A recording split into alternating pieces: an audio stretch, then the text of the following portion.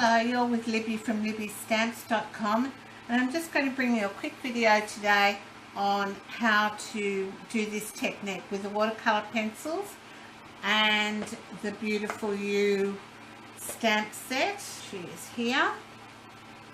I've got it in clear mount. You can also buy it in wood mount, and I'll be using the basic black archival ink and our watercolor pencils and a Stampin Spritzer and a bit of water and a paper towel.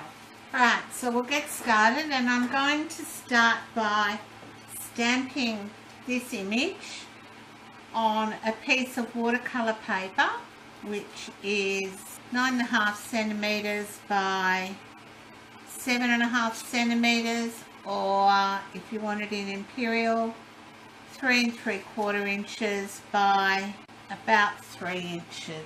So I'm going to use the basic black archival ink, which is the one recommended for use with this, with watercolouring, and it's a felt pad, so you need to tap down fairly hard on it and make sure your image is well inked up. And then we're just going to stamp down, and I like to give it a few seconds and lift off, and we've got a beautiful image. Alright, I've got one of Stampin Up Spritzers. They come in a pack of 2 for $5 or something, and it's just filled with water.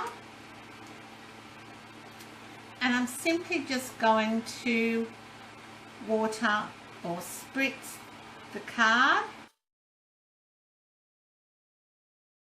I'm just going to mop up some of these extra bits on the outside with some paper towel, because I don't want those bits covered in colour.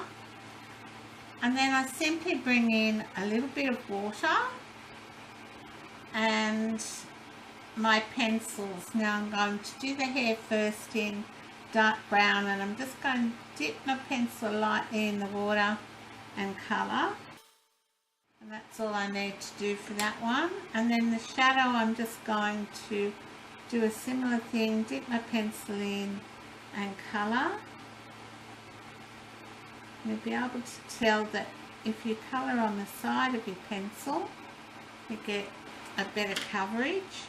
And for this one, in this one I used Pacific Point.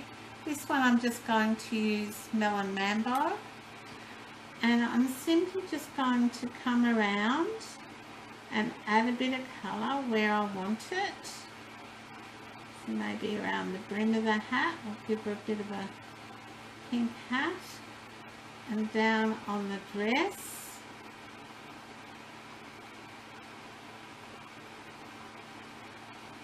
Now remember, we've spritzed the watercolor paper with plain water, and so you'll be able to tell that your watercolor pencil is actually picking that water up, and we're working with that water. These are beautiful images, and you can make all sorts of cards with them. Lots of sentiments in the stamp set too. Alright, so that might do. You might be able to see how the colour is starting to run a bit. And then I'm just going to come back in with my spritzer again from about 6 inches and spray, and then pop it down and just let that colour spread.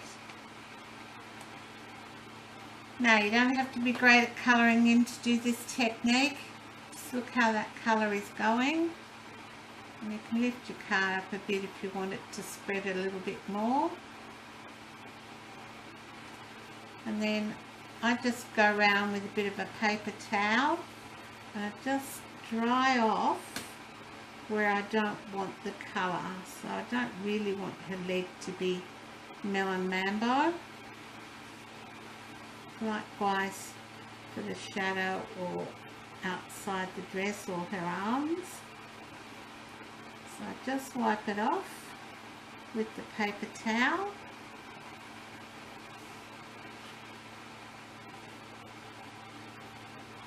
And then if I decide more areas need colour, such as the hat, you can always go in and spritz it again. So here we go. Just there on the top, and I'll just dry that. Can you see how that colour's bleeding into the watercolour paper? And I'm just going to dry that bit off.